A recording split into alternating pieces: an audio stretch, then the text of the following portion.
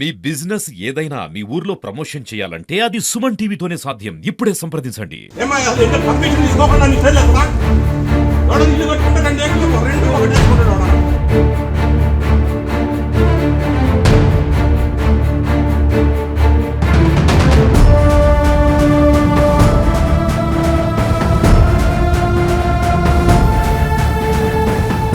భద్రాచలంలో సంచలనం రేపిన శ్రీపాద శ్రీనివాసు బిల్డింగ్ దగ్గర మనం ఉన్నాము. ఈ బిల్డింగ్ దాదాపు కింద ఫ్లోరు ఏదైతే 30 సంవత్సరాల నుంచి కూడా ఈ బిల్డింగ్ కింద ఫ్లోర్ ఉంది. అది ఆ కింద ఫ్లోర్ మీద నుంచి పాత బిల్డింగ్ మీద నుంచే దాదాపు 5 ఫ్లోర్ల దాకా కట్టడం, ఆ 5 ఫ్లోర్లు కూడా ఇక్కడ కుప్పగొలడం, అందులో 4 ఉన్నారు 6 ఉన్నారు అని చెప్పని అంటున్నారు.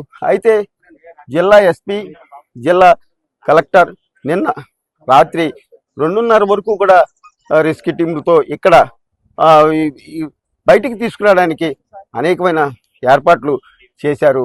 అయితే నిన్న 3 గంటల రాత్రి 3 గంటల సమయంలో ఇక్కడ ఏదైతే ఇరుక్కున్నటువంటి కామేష్ మేస్త్రి ఇక్కడ బయటికి రావడం జరిగింది. అయితే ఇప్పుడు మన వెనక ఉన్న ఏదైతే కనిపిస్తుందో ఈ స్వరంగం ద్వారాగా కామేష్ని తీసుకొచ్చి రెస్క్యూ టీం ద్వారా దాదాపు ఐటీసీ కానీ సింగరేణి కానీ రెస్క్యూ టీంలు ఇక్కడికి వచ్చి 2:30 వరకు దాదాపు 3 గంటల వరకు కూడా ఇక్కడ ఏదైతే రెస్క్యూ చేసి ఆ కామేష్ని బతికించే ప్రయత్నం అయితే చేశారు.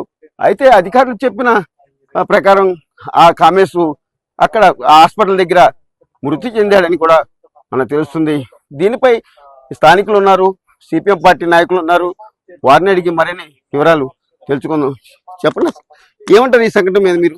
ఇది సంఘటన జరగటం చాలా దురదృష్టకరం. భద్రాచలం చరిత్రలోనే ఇటువంటి సంఘటన ఎప్పుడూ జరగలేదు. ఎప్పుడో 30 సంవత్సరాల క్రితం వేసినటువంటి దాని మీద 5 నుంచి 5 ఫ్లోర్లు వేయటం వల్ల ఈ ప్రమాదం జరిగింది. ఖచ్చితంగా దీంట్లో వాళ్ళ మీద ఖచ్చితమైన కేసులు పెట్టాలా, ఈ స్థలాన్ని ప్రభుత్వం ఆక్రమించుకోవాలా. అదేవిధంగా దీనికి సంబంధించినటువంటి కార్మికుల కుటుంబాలు రోడ్డు మీద ఆందోళనలు చేస్తూ ఉన్నారు.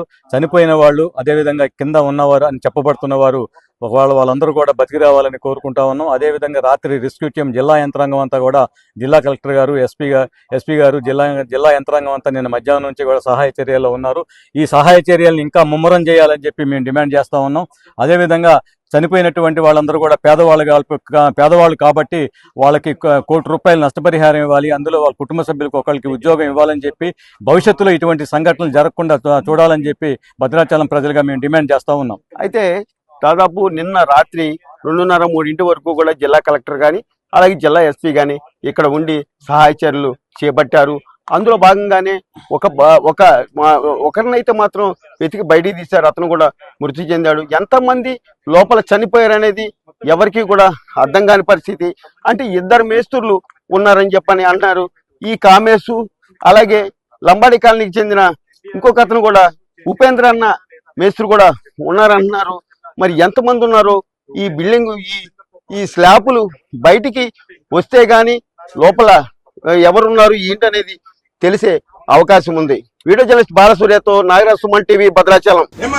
పర్మిషన్ తీసుకోకుండా నీ సైడ్ లేదా